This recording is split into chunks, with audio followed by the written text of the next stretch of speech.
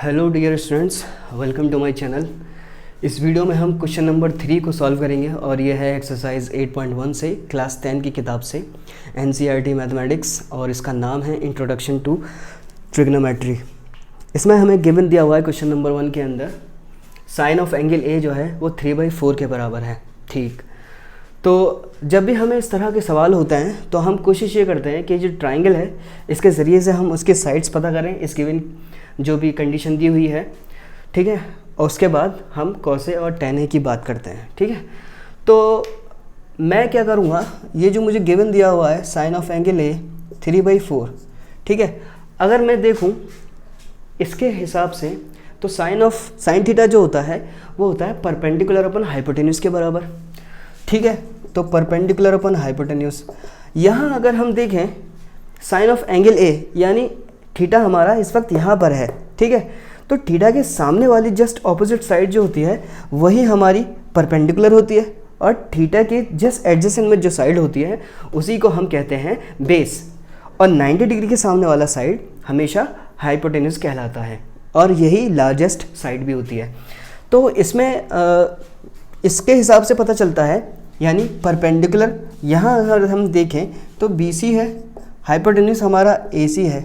ठीक है, तो अब हम क्या करेंगे, मान लेते हैं लेट कि BC इक्वल टू, अब BC को इससे कंपेयर करें तो इसको हम 3x मान लेते हैं। ठीक है, और AC को मान लेते हैं 4x। ठीक है, और ये वैल्यू यहाँ पे लिख देते हैं। तो AC हमारा 4x है और BC हमारा 3x है। ठीक है, अब इसको मानने के बाद हमें क्या करना पड़ेगा, मैंने जैसे कहा कि तीनों साइड्स हमें मालूम होना चाहिए, तो थर्ड साइड हम पता कर लेते हैं। अब क्योंकि ये राइट एंगल ट्राइंगल है तो यहाँ पे हम third side using Pythagoras theorem इस्तेमाल करेंगे। तो बाय पाइथागोरस थ्योरम, ठीक है, जिसको मैंने शॉर्टकट में PT लिखा है, तो पाइथागोरस थ्योरम क्या होती है, सिंपली जिसमें हाइपोटेन्यूज का स्क्वायर जो होता है परपेंडिकुलर का स्क्वायर प्लस बेस के स्क्वायर के बराबर होता है। तो हाइपोटेन्यूज यहाँ से हम देखें, हाइपोटेन्यूज जो है वो है 4x के बराबर, तो 4x का स्क्वायर हम कर देंगे। ठीक है, क्योंकि h हमारा स्क्वायर पे, तो स्क्वायर लग जाएगा लगाने के बाद।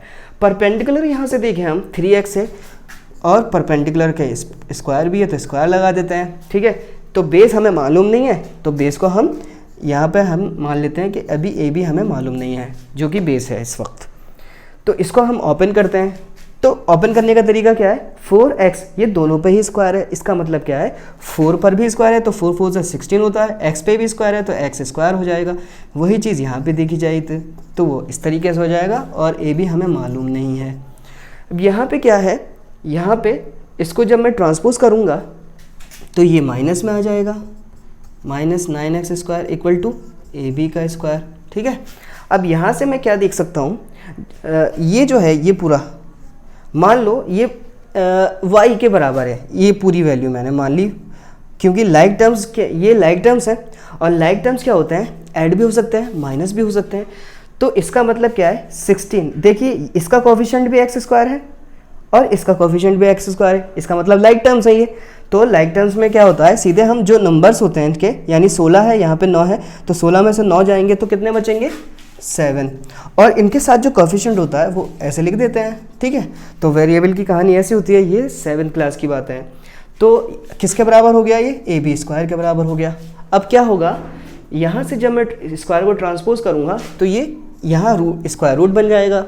ठीक है, अब स्क्वायर रूट में से क्या है, जिसका पेयर होगा वो बाहर निकल के आएगा, तो 7 का पेयर नहीं है, ये तो अंदर रहेगा, और स्क्वायर है x स्क्वायर है तो यहाँ पे x बाहर आ जाएगा इस तरीके से।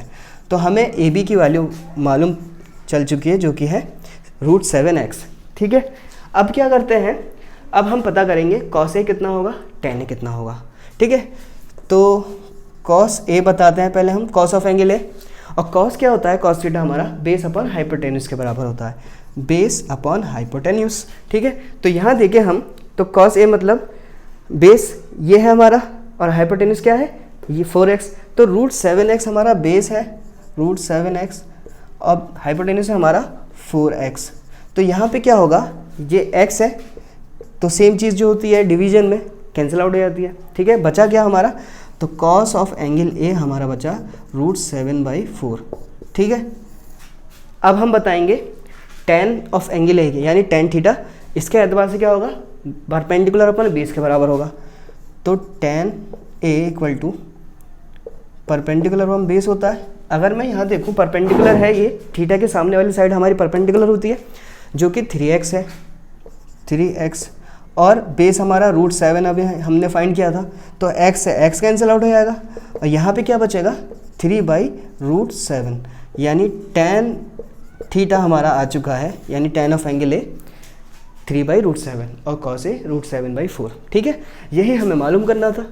अगर एक भी कोई भी स्टेप समझ में नहीं आया है तो कमेंट करके बताइए, और आपको लगता है कि आपको समझा दिया है मैंने, तो please subscribe to my channel.